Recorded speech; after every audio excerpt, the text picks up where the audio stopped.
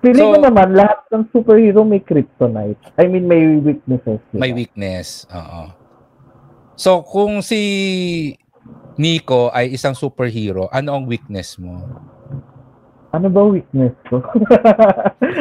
Ano ba ang karupukan ko? Oo, ano ang karupukan mo? Welcome sa Buhay Buhay Podcast. Kwentong buhay-buhay namin ng kaibigan kong si Nico.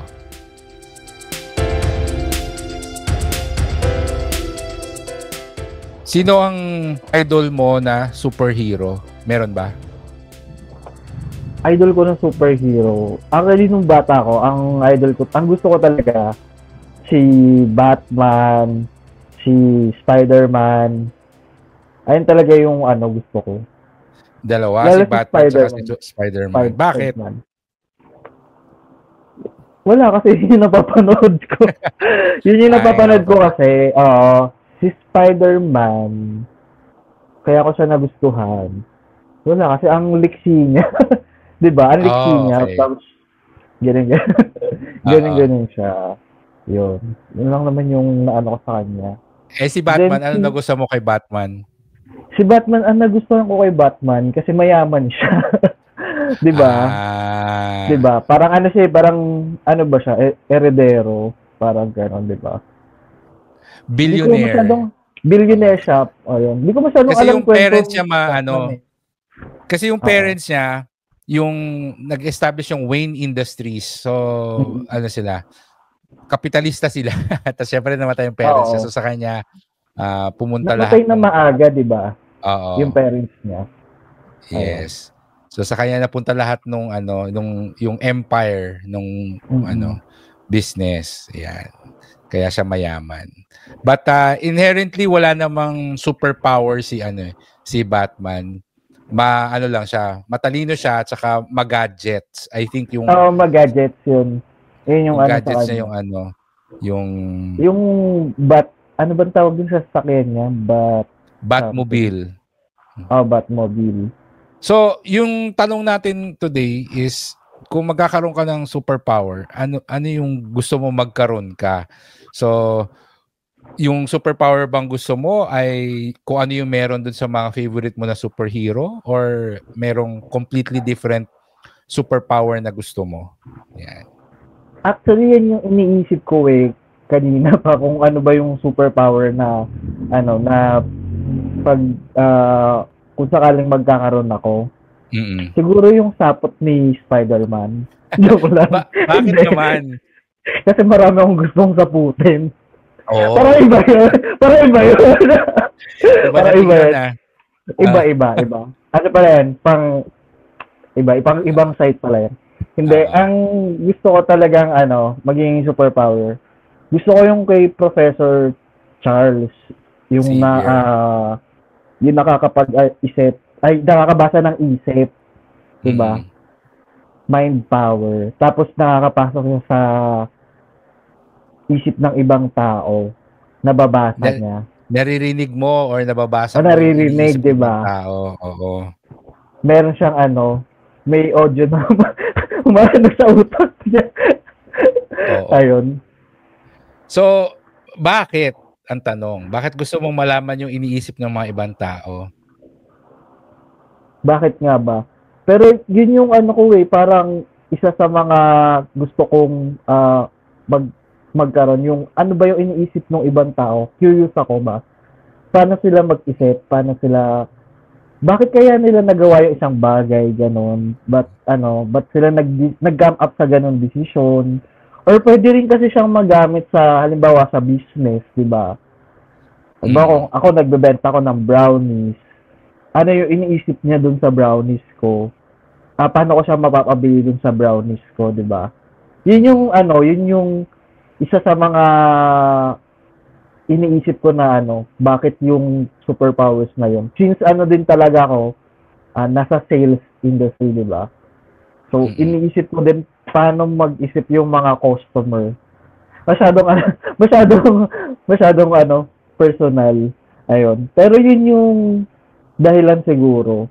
At saka yun nga, bakit nangyari yung mga bagay-bagay, bakit ganun yung action nila, ano yung tumatakbo sa isip nila, 'di ba? Makukuha mo yung Nakaka-curious din. yung candid thoughts nila, no? Yung Oo, unfiltered. nakaka-curious din. Mm-mm. Kasi 'di ba, halimbawa ikaw, may nakita kang mali na ginawa ng isang tao, parang pag ikaw naman isipin mo, parang di ko naman gagawin yun eh. Kasi ano kaya yung tumatakbo sa isip niya, ba't niya ginawa yun? Ganon. Ayun Tsaka siguro. malalaman mo kung nagsisinungaling yung isang tao sa'yo, no? Oo, pwede mo ding maging trabaho, judge, di ba? Pag ganun yung ano mo, superpowers mo. Malaman mo kung nagsisinungaling ba yung yung nasasakdal. Kung totoo ba Malalaman mo yung sinasabi. totoong iniisip ng isang tao, no? Oo. Pag sinabi nila sa yung mahal kita, pero sa utak niya, sa pala. isip niya mababasa mo na, ay, hindi naman pala. Ay, iba pala yan. Oo. Pero para kasi malalaman mo rin talaga kung ano ba talaga yung intention ng isang tao sa iyo eh. 'Di ba? Ayun. Yeah. I think siya, useful siya dun sa business kasi nga useful sa business, 'di ba? Makukuha mo yung honest feedback na iniisip na isang tao. Kuwari sa business mo nga, first time nilang matikman yung brownies, pwede mo pakinggan kung ano yung impression nila sa utak, sa isip, versus dun sa sasabihin nila sa'yo na, kunwari sasabihin nila, masarap. Tapos, pero maririnig mo sa isip niya, masyadong matamis naman to. Pero okay lang. Ayan. So, at least, kaibigan ko naman. Di ba, ganun mo pasok sa isip mo lang, kaibigan ko naman, sabihin ko na lang, masarap para hindi siya makaksan. Ganyan. Oo. Knowing kung ano yung inisip ng mga tao, unfair advantage yun And it's definitely a superpower. Pero sa mga... Unfair advantage na. Oo. Sa mga napanood kong episodes ng X-Men, rin siya curse din siya yung naririnig mo yung thoughts ng ibang tao kasi minsan gusto mo siya i-turn off pero hindi siya na-turn off ng basta-basta. Kaya ayun, di ba? Well, lahat yun naman lang yung may pros and cons Oo.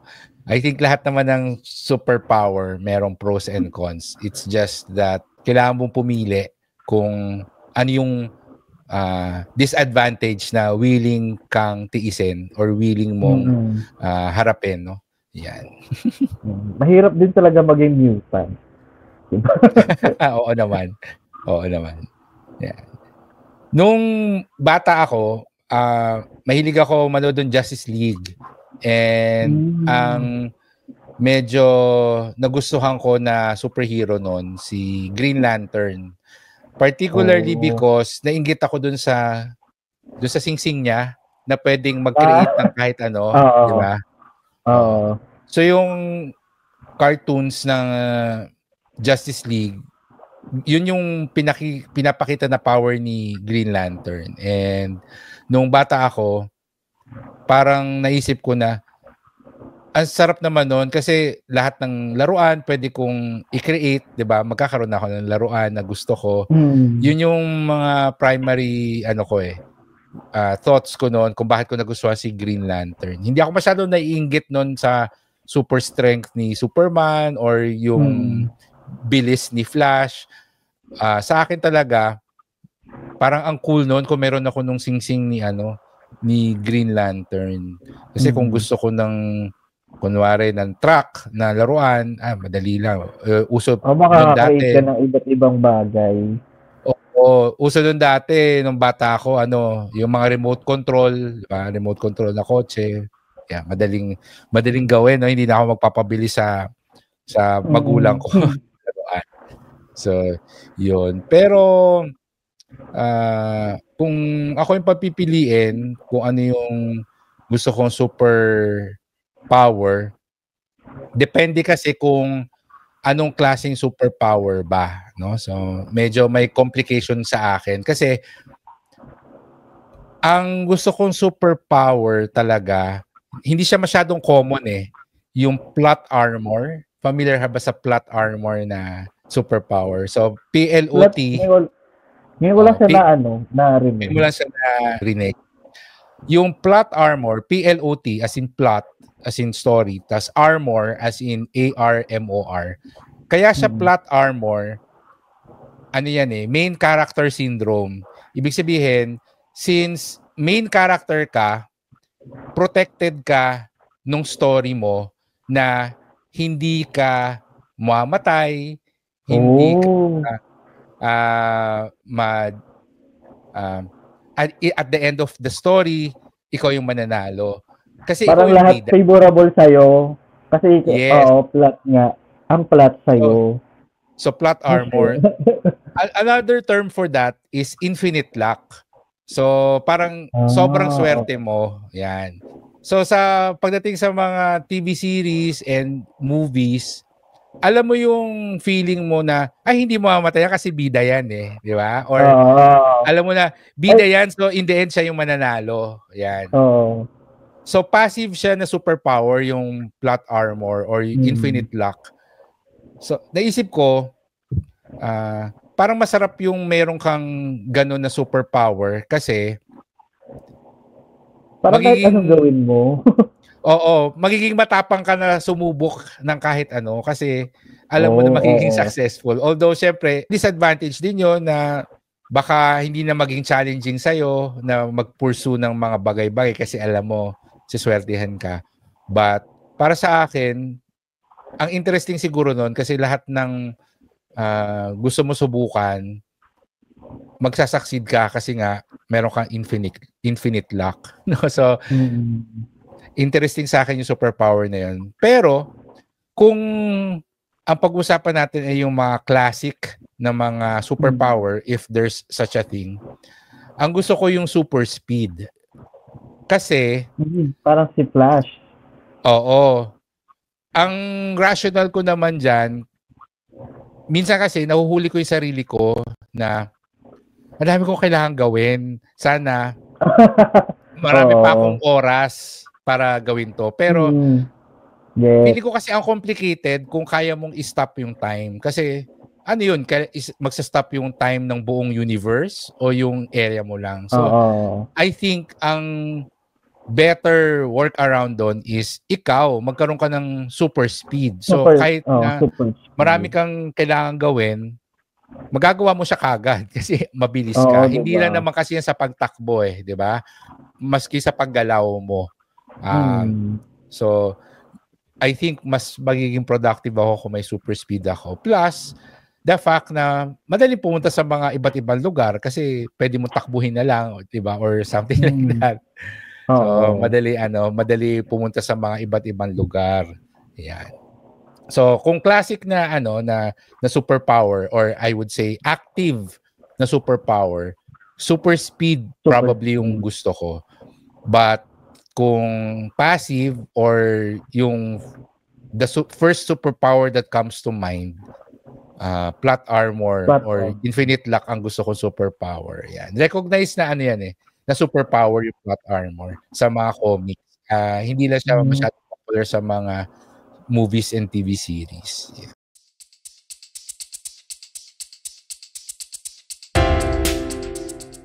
Hello, si Fitz ito. Bago tayo magpatuloy, gusto ko kayong i-invite sa aming website na buhaybuhaypodcast.com. Nandun ang aming mga episode show notes at mga special videos and very soon mga exclusive and special episodes, mga extended episodes pa. Kaya kita-kita tayo sa ating website na buhaybuhaypodcast.com.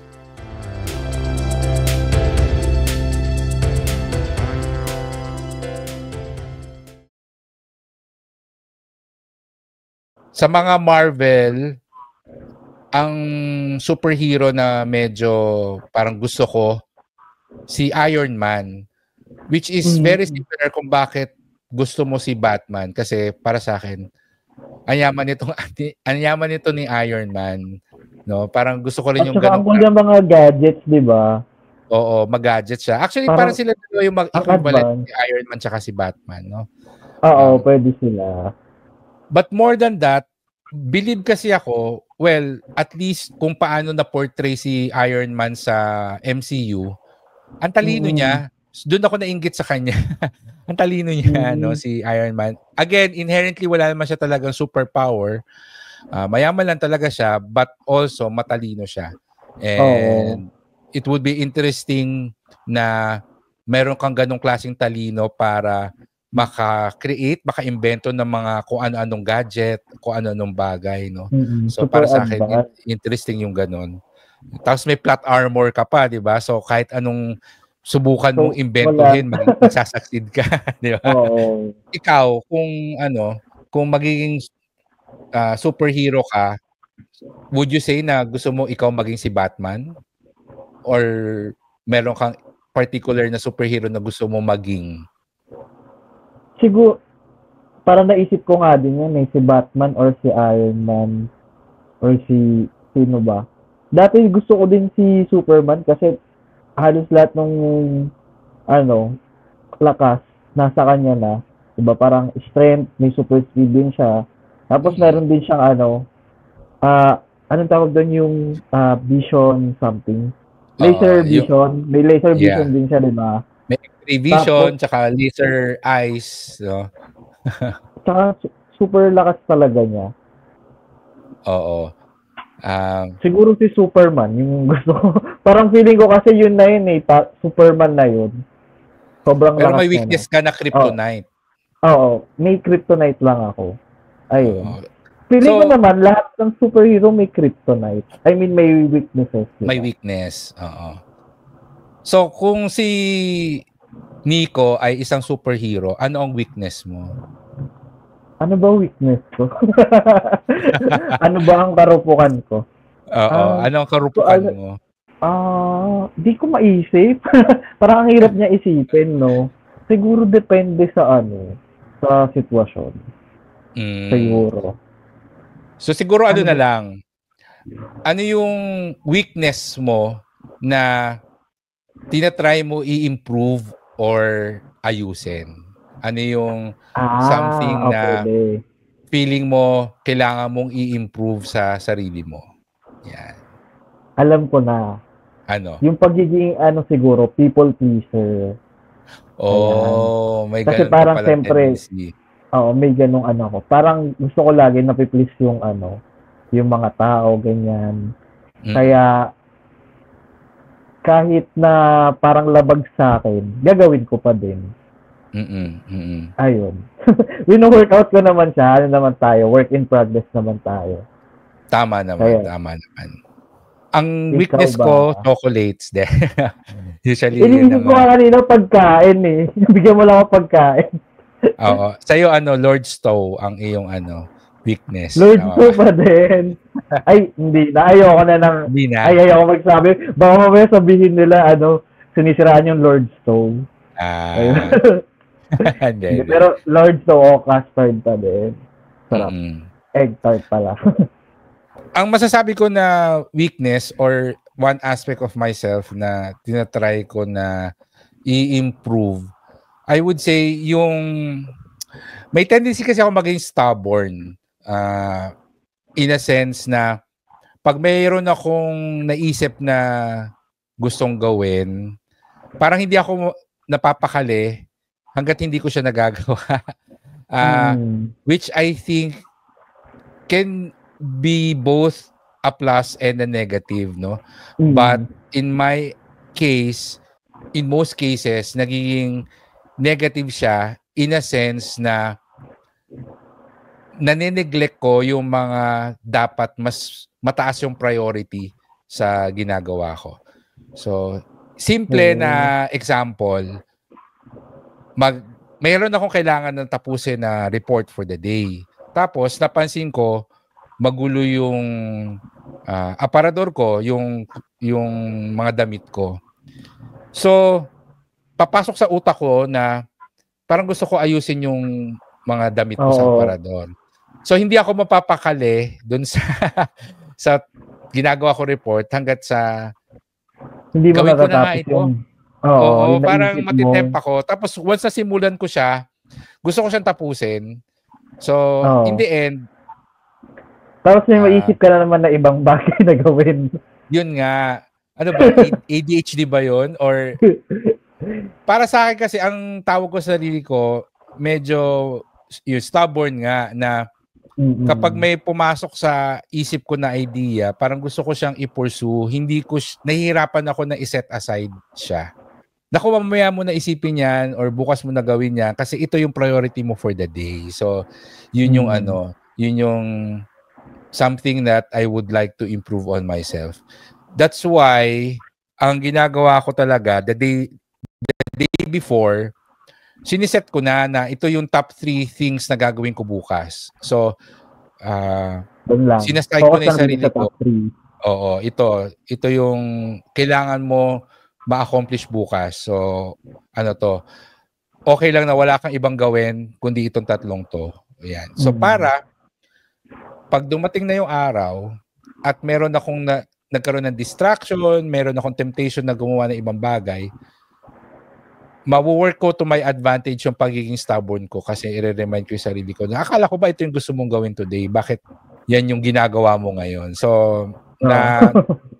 diba, natatawag ko yung sarili ko pabalik dun sa original na plan ko. Maski itong podcast na to, diba, nabanggit ko lang siya last year, diba? And I would say na hindi ko siya pinakawalan hanggang sa nagawa natin. So, that's an advantage kasi nga it allows me to explore new ideas, new projects, but at the same time, nag-record tayo nitong podcast kaysa I could have been doing something else na more productive, but okay lang kasi I'm enjoying this. So, it has its pros and cons, I would say. So, yun. So, recap tayo. Anong gusto mong superpower na meron ka ay? Yung Supermind ba tawag doon? Hindi ko alam basta yung power ni Charles Xavier. Mind power, telekinesis. Mind power, telekinesis ba yun? Ayan. Ako, gusto ko ng plot armor or super speed. Ayan. So, tingnan natin kung kung magkaroon ng discovery sa field of medicine and technology at maging mutant tayo in the future. If ever yun. Diba, malay natin. Yun yung kukunin natin na superpower. No? Meron ka lang iniinom na pill, no? Or i-inject na sa'yo. Oo. Yeah. Maraming salamat sa pakikinig. Please remember to subscribe, leave a review, and share this podcast with your friends. For more information and to contact us, you can visit buhaybuhaypodcast.com.